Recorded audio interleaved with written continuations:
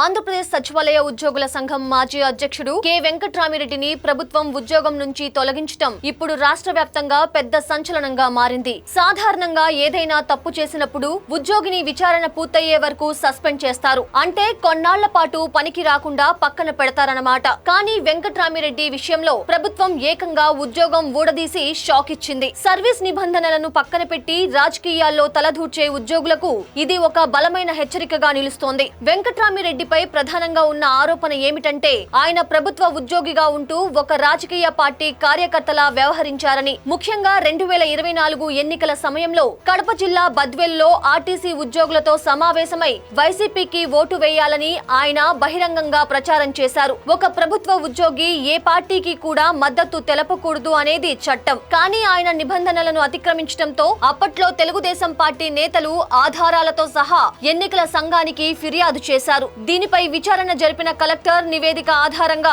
ఆయన తప్పు చేసినట్లు ఇప్పుడు నిర్ధారణ అయ్యింది. ఇక ఆయనను గతంలోనే సస్పెండ్ చేసినప్పటికీ ఆ కాలంలో కూడా ఆయన తీరు మార్చుకోలేదని ప్రభుత్వం గుర్తించింది. సస్పెన్షన్ లో ఉన్నప్పుడు ఎక్కడికి వెళ్లాలన్నా అనుమతి తీసుకోవాలి మరియు హెడ్ క్వార్టర్స్ లోనే ఉండాలి. కానీ ఆయన అవేమీ పట్టించుకోకుండా ప్రభుత్వానికి వ్యతిరేకంగా కుట్రలు చేశారని, ఇతర ఉద్యోగులను రెచ్చగొట్టేలా వ్యవహరించారని విచారణలో తేలింది. ఉద్యోగ సంఘం నేత అనే హోదాను అడ్డుపెట్టుకొని కేవలం తన రాజకీయ ప్రయోజనాల కోసమే పనిచేశారని భావించిన ప్రభుత్వం ఆయనను శాశ్వతంగా విధుల్లో నుంచి తొలగిస్తూ నిర్ణయం తీసుకుంది. వెంకట్రామిరెడ్డి ఒక్కరే కాదు, గత ప్రభుత్వానికి అత్యంత సన్నిహితంగా ఉంటూ నిబంధనలు ఉల్లంఘించిన పలువురు అధికారులను ప్రభుత్వం ఇప్పటికే ఏరిపారేసింది. ముఖ్యంగా ముంబై నటి కాదంబరి జత్వానీ కేసులో నిబంధనలకు విరుద్ధంగా వ్యవహరించిన పిఎస్ ఆంజనేయులు, కాంతిరాణా టాటా, కొల్లి రఘురాం రెడ్డి వంటి పెద్ద పెద్ద ఐపీఎస్ అధికారులపై ప్రభుత్వం ఇప్పటికే సస్పెన్షన్ వేటు వేసింది. అలాగే విజయవాడకు చెందిన ఒక హెడ్ మాస్టర్ ప్రభుత్వానికి వ్యతిరేకంగా విద్యార్థులతో వీడియోలు చేయించినందుకు